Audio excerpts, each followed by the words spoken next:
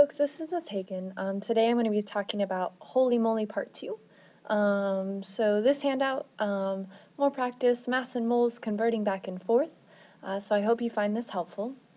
So the first question, how are the mass of the solute, the moles of the solute, and the volume of the solution related? So remember, the solute is the stuff that dissolves. Okay, so I'm going to pretend that's a little pile of sugar. If I know the mass of the solute, I can go find the moles.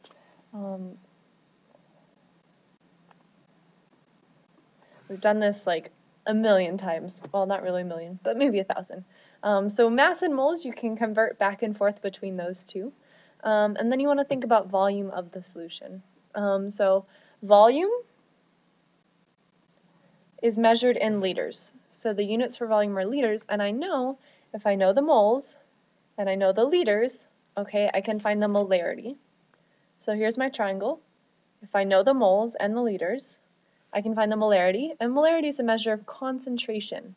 So if I know the moles and the liters, I can figure out the concentration of the solution. You want to think about that in writing your response. Okay. So this next question, I'm actually going to do B as the example because it involves something not salt. So we do salt all the time. So I'm going to do something that's not salt. So it says, how many grams of solute do you need to make 1 liter of each of the solutions listed? So we're looking at B, 2 molar calcium chloride. Well, in these sorts of problems, you always want to look at the information that's given. Okay? So you're given the molarity, you're given the M, okay, and you're given the liters. So you have these two variables, so you can find the third one. So that'll be our first step.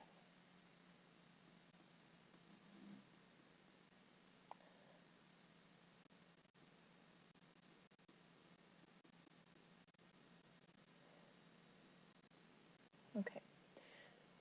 So I just found the moles of solute, or the moles of the stuff dissolved. That's how much calcium chloride I have.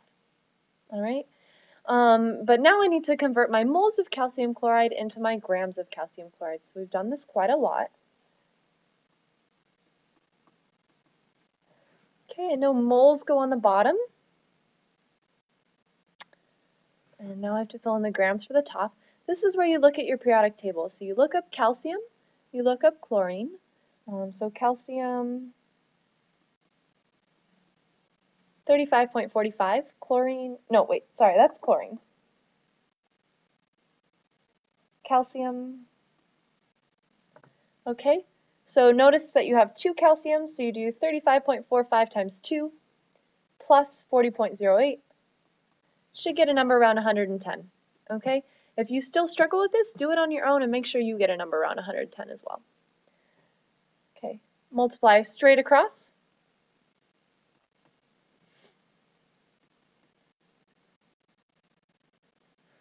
Okay, and you get your answer, 220 grams.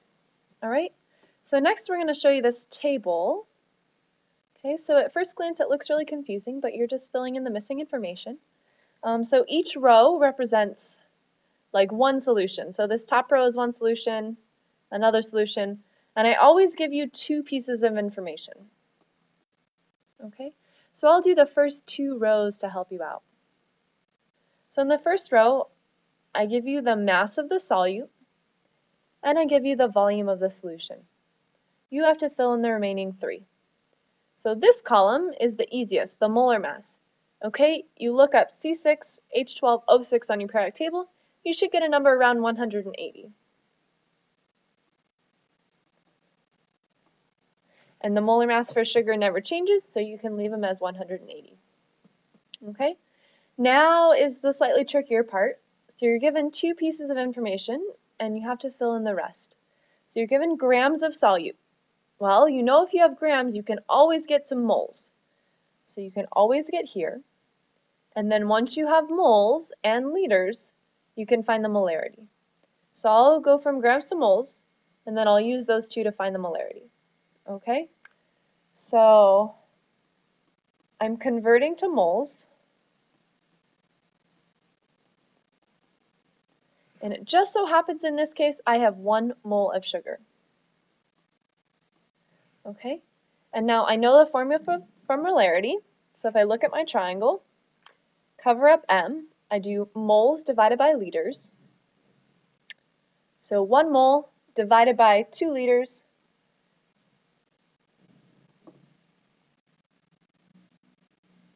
gives me about 0.5 molar solution.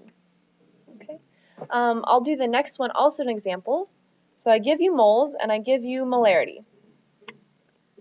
Okay, you have moles, you have molarity, have those two. You must be looking for liters. So liters equals moles divided by molarity. So my moles divided by molarity, and I come up with 0.25 liters. Okay, now I can always go from moles to grams. So I'll do that over here.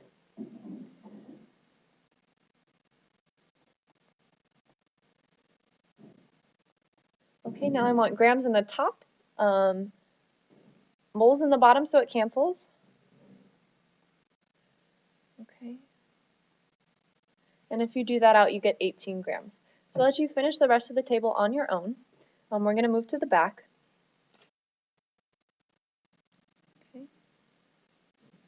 Okay, in these problems, I also give you 2 pieces of information. I ask you, what is the volume? Okay, that's the liters. What is the liters of each of these solutions? That would contain 58.44 grams of NaCl. So I'm looking for the liters. So I need the moles and I need the molarity. Well, I give you the molarity, okay, and you need to find the moles. So use the grams to find the moles. I give the number of grams that's given, put it over 1. It just so happens for salt that the molar mass of salt, Na plus Cl. Okay, so it's 1 mole. So the other question could also read, what volume of each of these solutions would contain 1 mole of NaCl? Okay, I have the moles, I have the molarity. So liters is going to equal moles divided by molarity.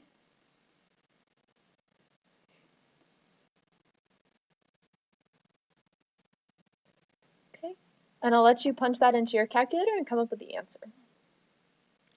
Okay.